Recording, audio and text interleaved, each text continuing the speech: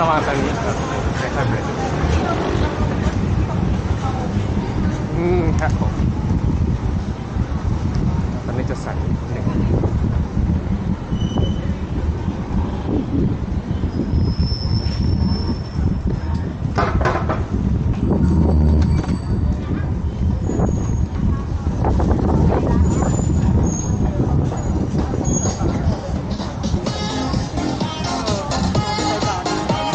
ระวังตรงนี้นะครับ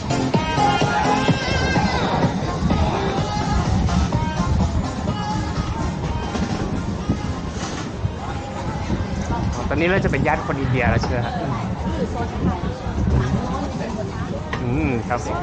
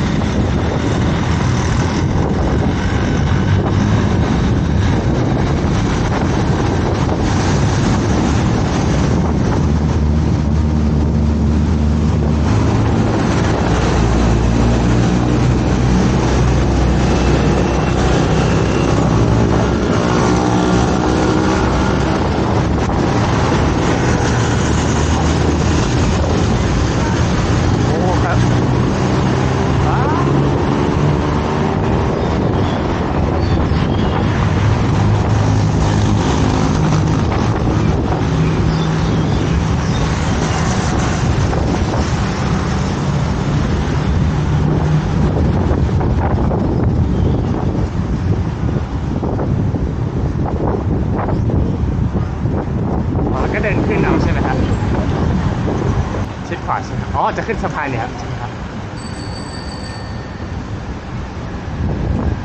ระวังนะครับอืม ครับตอนนี้ตรงนี้เนินขึ้นไหวใช่ไหมครับโอ้สุดยอดมาก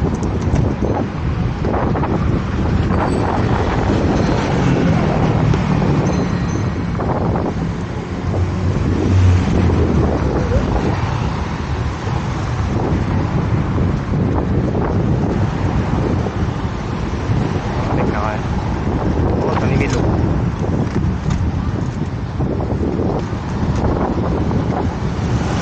ควันอยู่แถวนี้เจอหลุมบ่อยไหมครับนี่อืมครับครับอ๋อ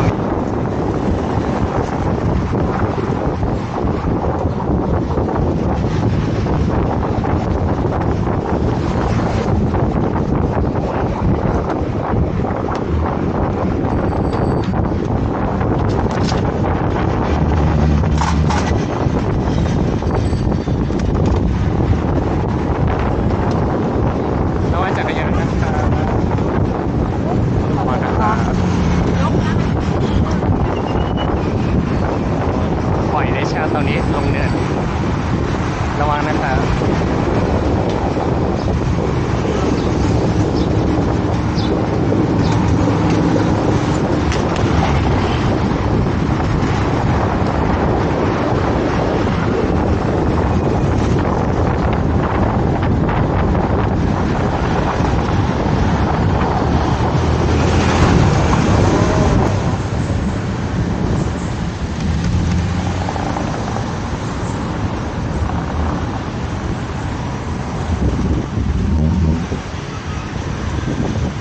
อ๋อโอเคแล้วก็เลี้ยวซ้าย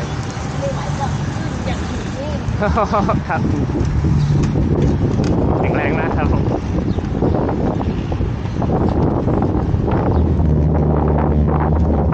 พร้อมครับ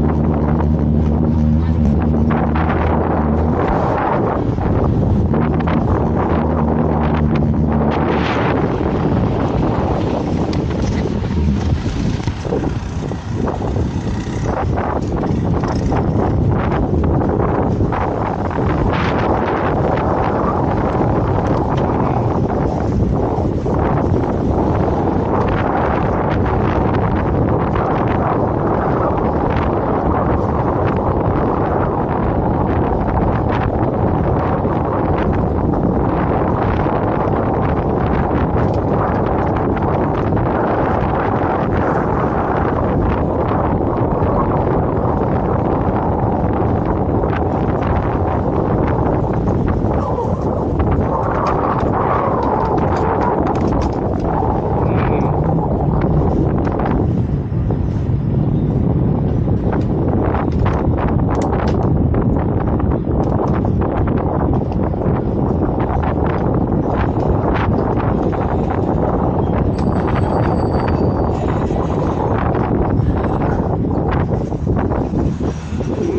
อาเมนค่ะ ตรงนี้มีอะไรไหมเยอะไหม ตรงนี้อร่อยร้านนี้แคปบูดีซี อันนี้ไปหมดแล้วตรงนี้มีอะไรไหม ตรงนี้ขึ้นไปก็จะเป็นของคนไทยละก็จะเป็นวัดแต่ต้องรอเย็น